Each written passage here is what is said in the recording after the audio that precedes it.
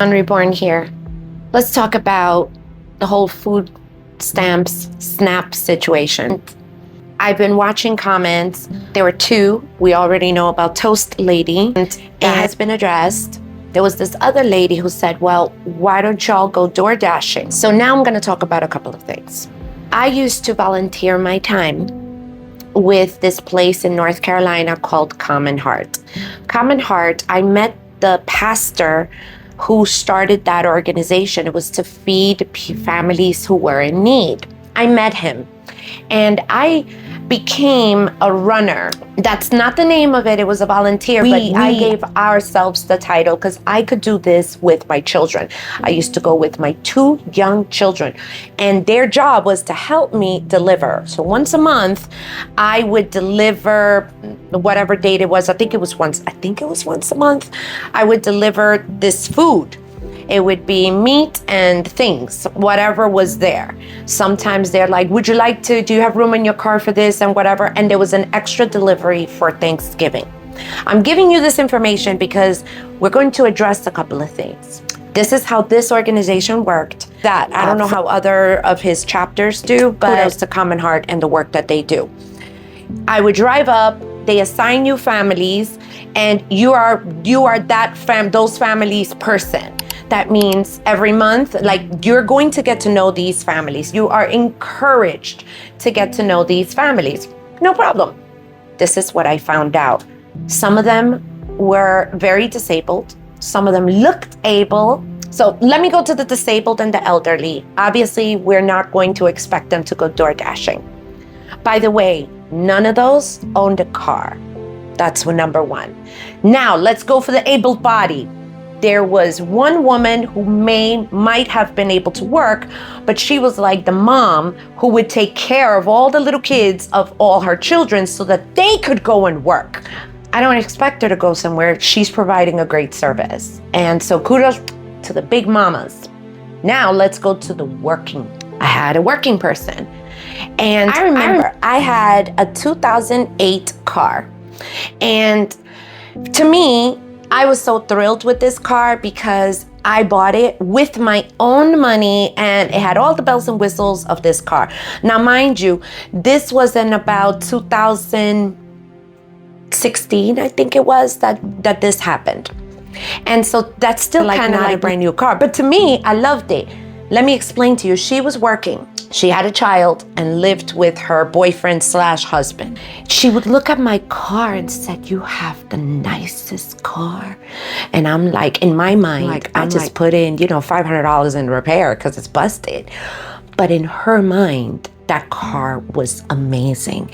And she's like, I don't even know how to eat good. And we do not drive around a lot because the car, it barely makes it. And I can't afford all these repairs. This is a working mother. She works and she's struggling. And I understand that. Now, let me go to another topic because I don't want to make this video way too long. When I was doing this, and I did this for years, and I enjoyed it, I noticed several things.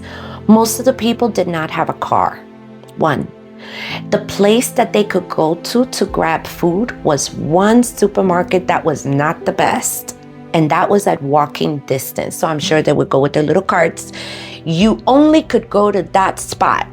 So whatever, and we already know that in certain neighborhoods, the food is not the best. You're gonna get the most processed and the worst of the worst. That is what they had. Okay, but there's other things that they could have. Yes, like pastries and candy and everything else that was around at walking distance. I remember when one of them got into a wheelchair, I would see him zipping around town with his little chair. He passed away. And you get to know these families and it's not what you think. Some of them, they got injured. Some of them, they became hurt. Some of them just went through some serious situations that's what happened. Some of them told you stories of what they did in their lives and just life gave them a tough turn. Lastly, I was told by somebody very important in my life at that time that I shouldn't waste my time with those people. Please, what I'm about to say is going to be very triggering, but this is just what I was told. I was told that those negros, they're just very entitled and they just want to see what they can get. They have a welfare mentality.